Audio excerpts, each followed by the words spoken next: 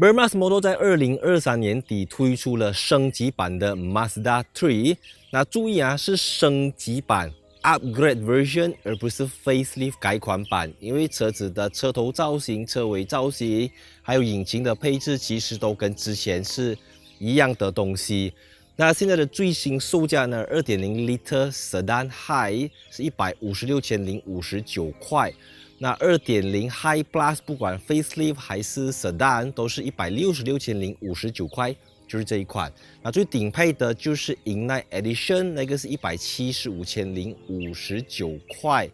那因为它是从日本 CBU 整装进口的，所以顶配的175,000你已经能够买得到很高配的 CX-30， 因为 CX-30 是在马来西亚 CKD 本地组装。那因为 Mazda 3从它好多年前在马来西亚一推出市场，就一直处于供不应求的状态，就是很多人订了车等不到车，等不到自己要的颜色等等。那现在 Burmaz Motor 就为它推出了一个升级版，然后我们现在就去看一下里面到底进行了哪一些的升级。那影片开始之前，记得订阅 follow 我的 Instagram， 看 like 一下 Facebook page。Let's go。Burmaz Motor 为升级版的 Mazda 3提供了7个颜色选择，像是大家熟知的 Soul Red、Platinum Quartz， 还有这个 Snowflake White、Pearl 等等。但有趣的是，在我身后的这一台 Mazda 3 Liftback 是全马来西亚唯一一台使用 Ceramic Metallic 的 Mazda 3 Liftback， 因为这个是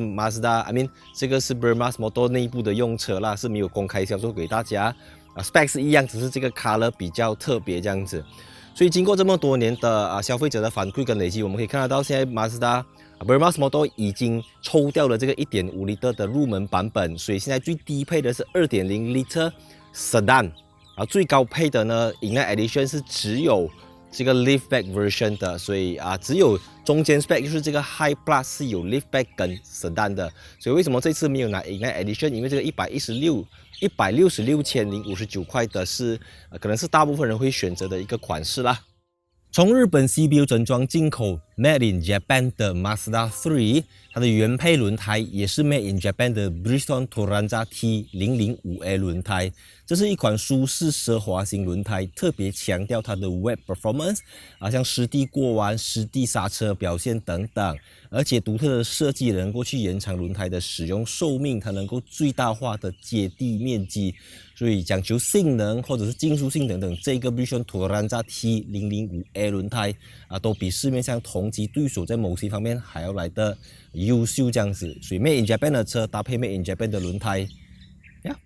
这款 Mazda 3是2019年 Red Dot Design Award 红点设计大奖 Best of the Best 的得主。2019年，我知道现在已经快到2024年，但我觉得 Mazda 设计师最厉害的地方就是，即便是一个在2018、2019年设计的车款，来到2024，哪怕2025、2026，你现在看它的样子，它都还是非常的有韵味。它不会像其他的日本品牌这样子，过了3年、4年，看起来就比较老土，有点过时。Mazda 3不会。所以我觉得它是为那些讲求品味的人而设计的一款车子，它肯定是不实际的。如果你要实际，你去买 CX-30， 更大的行李箱空间、更宽敞的后排空间、更好的 spec， 给更少 tax 等等。但是买 Mazda 3的人不会在乎这些，他们在乎的就是这个 look， 这个有点 Alfa Romeo， 甚至有点 Maserati 的这种豪华品牌的设计。相信我，只要你在路上看过 Mazda 3的车尾造型，45度、90度，你怎样看都好，你都会回头多看它一眼这样子。这个 High Plus 版本是166,059块，比 Ignite Edition 便宜了9000块，那个是175,059块。说便宜了9000块，它少掉了4个东西。第一个就是Burgundy Leather 酒红色的皮革座椅，这个是黑色。第二个就是360 Camera 360度的全景摄像镜头，它只有 Reverse Camera。第三个就是它没有12个 speakers 的 Bose 高级音响系统，这是有8个 speakers。第四个就是它没有 Front Cross Traffic Alert， 就是前方预防，不可以讲，就讲你在parking 的时候如果Rear Cross Traffic Alert 是你在 reverse 的时候，后面有车经过，滴滴滴滴，它会跟你 brake。那这个车子是只有后面没有前面 ，Ignite Edition 就有前面，所以主要就是少了这4个东西。那至于你现在看得到的呢，这个 Power Sunroof 可以打开的它是一个标配来的，不管你买到2.0 Sedan High， 你买到 High Plus 还是 Ignite Edition， 它都有这个可以开启的天窗。那去到 CX-30 的话，要买到最高配才有。那再来它还有这个 Wireless Charger 手机无线充电器，这个也是标配了的。然后这一次 Mazda 3升级版的重点就是这个荧幕呢，从 8.8 寸升级到 10.25 寸，支援 Wireless Apple CarPlay 和 Android Auto， 然后里面所有的 USB Type A 都变成了 USB Type C 的接口。仪表板同样是虚实结合，然后有非常齐全的主动式安全辅助系统，从 High Plus 到 Ignite Edition 都有 ACC with Stop and Go。那注意它这个 ACC with Stop and Go 呢，严格来讲它不能够算是全速域，因为你不能够 set 低过30 km/h， 但是它几乎是可以 low speed follow 啦。就如果你跟车跟到低过30，慢过30，它不会 cut off， 它可以跟车跟到停。然后你要走，你要轻轻点油门，它就会 continue 这样子了啦。然后质感就一如往常的高级你如果看 Civic， 你如果看 Corolla， 完全是不用跟它来，因为它尽可能的把这些 hard plastic 隐藏在你看不到的地方，所以你眼睛看得到、摸得到、动得到的地方都是相当的 premium。那价钱来讲，166千，差不多就是 CV 2.0 EHEV 高配版的这个售价。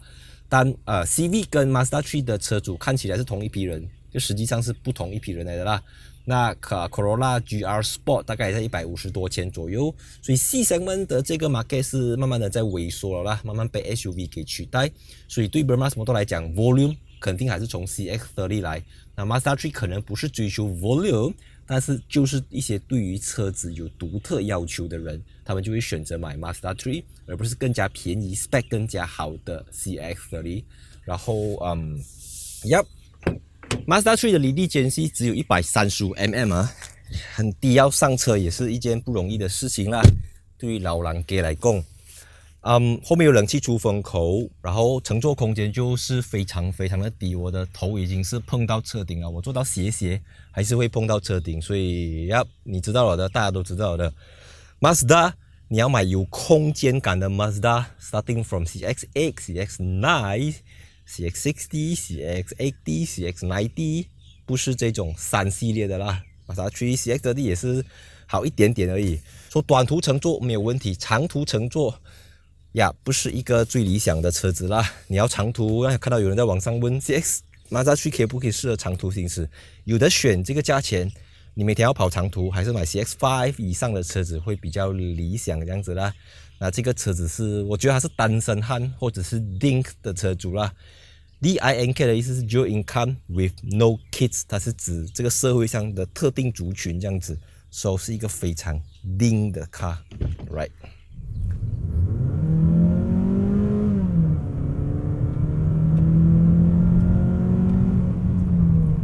这个升级版的 Mazda 3呢，并没有在动力的部分做出什么样的修改，同样是 2.0L Skyactiv G 4气缸自然进气引擎搭配 Skyactiv Drive 6速自动变速箱，它有162个 horsepower 和213个 Nm， 在4000 RPM 的时候达到它的峰值扭力。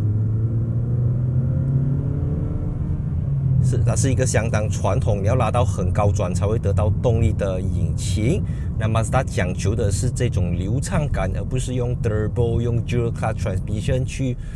让它有顿挫感，没有这么 smooth 这样子，所以它不见得像 Volkswagen或者 CV 1.5 Turbo 这么有爆发力，但是它用的是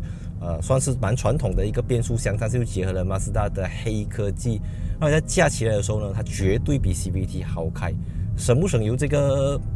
不敢讲啦，但是你就顺畅程度驾驶起来，而且它有给你 Pedal Shifter 换挡拨片，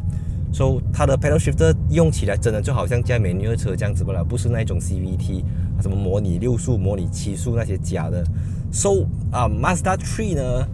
它是一个不温不火的车子啦。你说它很暴力，像 Golf 这样子又没有，那你说它像 CV 这样子，哇，讲求的是CV Hybrid 啦，很省油，它又没有。但它给人家的是一种人马一体的感觉啦，就 literally 你会觉得自己跟着车子一起动、一起摇、一起摆这样子，多一点没有，少一点也没有少，整个东西就是刚刚好 fit， 相当合身的一套西装这样子啦，相当合身的一件服饰。那合身不见得很大件，有些车子你一加上去就是很大。前面大大，后面大大，行李箱空间大大，整个都大大，但是它合不合身不一定的哦。说合身的东西它不一定要大件，因为在我们这种社会，大家都觉得我花同样的钱，我要买到大的东西才比较划算。160多千，如果可以买一辆 MPV 最好，大越大越好这样子。可是马自达追求的从来都不是大，你要大可以，I mean 像我讲我的 CX-90 咯 ，CX-9 咯，可以给你大。所以这种小车它给你的一种个性就是它可以让你根据自己的喜好、自己的驾驶习惯去操控车子。2.0L 的 Skyactiv-G 你不一定要买到 Mazda 3， 你甚至你买到 CX-3 2.0也是有这样子的引擎、这样子的变速箱等等。所以我觉得这个动力数据、这个动力装置反而不是 Mazda 3的一个卖点了，因为如果你真的只是要这个动力，你大可以买 CX-3 或者 CX-D。那好不好驾、操控感、车子的灵活性等等，我相信我在之前几次介绍 Mazda 3我都有跟大家介绍了。但我这边要分享一点，就是我觉得它的缺点就是它的离地间隙太过低了，只有135个 mm。135个 mm 真的是低到不能再低那一种。打个比方，像 CX-30 是175个 mm， 比它多了40个 mm。那135 mm 是没有问题的。就是你驾车子重心低很稳，那问题就是马来西亚的吨是每一天比一天多这样子的嘛，好像政府没有办法教育人民放慢速度，在一些打慢不要再这样快，就只可以做吨，一个不够做2个，2个不够做3个，3个不够做4个，然后4个了如果还不够就把它加高，越来越减。那这样子的坏处就是当你驾着Mazda 3这样子的车子的时候，还有很多电动车的时候，当你在过的时候你真的要放到很慢。CX-D 我没有遇过过吨会挂到车底的啦，但 Mazda 3真的是经常会要面对到这样子的一个窘境这样子。我知道来到2023、2024年，你花一个166,059块、175,059块去买一个 Mazda 3，很多人都觉得太贵了，贵得很离谱了。但是我告诉你，现在 D segment 你看 Camry 卖到210多千。你知道吗？你想当年你的 C200 320i 都是卖接近300千这样子所以我觉得大家要 wake up， 大家醒过来不要再用以前的方式去想东西，因为今時唔同往日，我们的汇率币值整个通货膨胀等等。那你问我的话，我知道这台车子，如果你买到 Inline Edition 的啦，175千，你再补多一个14千、15千，你就可以买得到 Model 3 Standard Range 的 Rear Wheel Drive 的啦。So 它真的是一个很难。你知道吗？很难去说服人家花钱去买这个车子啦。但是我相信，我们还不要讲新的顾客走进去 showroom， 我相信在此之前已经有很多人去了Mazda，给了 booking 钱，一直等不到Mazda 3的，搞不好等到 upgrade version 的来了也说不定。那也欢迎留言告诉我你是Mazda 3的车主。我相信从2019、2020、2021过后。在马来西亚也有很多的车主可以分享一下你们的用车心得。你觉得 Mazda 3你用了这些年下来，它有没有令你满意，或者是有什么东西是你觉得货不对半这样子的东西啦？我们一起来讨论一下。这集影片有一点短，主要是给大家温故知新。喜欢影片记得分享、订阅我，再注意，我们下期影片见。另外要再补充一点呢，就是这一个升级版的 Mazda 3它是有 ACC with Stop and Go 的。那就跟一般的 ACC 一样，你启动了它过后，你可以设定你要的时速，当你车子动到马路的线，它会跟你摆回来这样子。它是一个 Level 2的半自动驾驶系统，前面的车慢它慢，前面的车走它走。所以我觉得这套系统，之前它只能够侦测车辆，现在它可以侦测到人轿车都可以，所以它是优化了这个 Mazda iActive Sense 的这一套作业系统。所以我的手建议是抓着方向盘的，把这个示范给大家看。即便你忘记抓着方向盘，你打瞌睡等等，车子还可以处于这个模式。那因为 ACC with Stop and Go 它不只是一个 software 上面的 upgrade， 因为它涉及了 ABS Bump。因为车子它是利用这个 ABS， 利用刹车系统来配合它的这个雷达还有 camera 等等啦。总之就是让它形成一个相当高科技的一个半自动驾驶的车子，特别对于长途行驶塞车走停的时候，我觉得这个 Mazda 3都比升级之前的更加的怎么讲，更加的省力啦。OK， 你不需要时时刻刻都踩着你的刹车踏板、你的油门踏板等等，它是一个更加文明、更加聪明的一个 Mazda 3这样子。那更不要讲其他的这些东西甚至连你的这个讯号灯的声量都可以调整大小。所以我觉得 Mazda 3它虽然是一个日本品牌、日本车，可是它里面用的 system，它的整个操作方式其实就很 Continental car 啦，很 Volkswagen、很 Mercedes-Benz、很 BMW 这样子，可能你看不出啦，但是它确实在很多方面它都不是一般的日本车的规格，可能。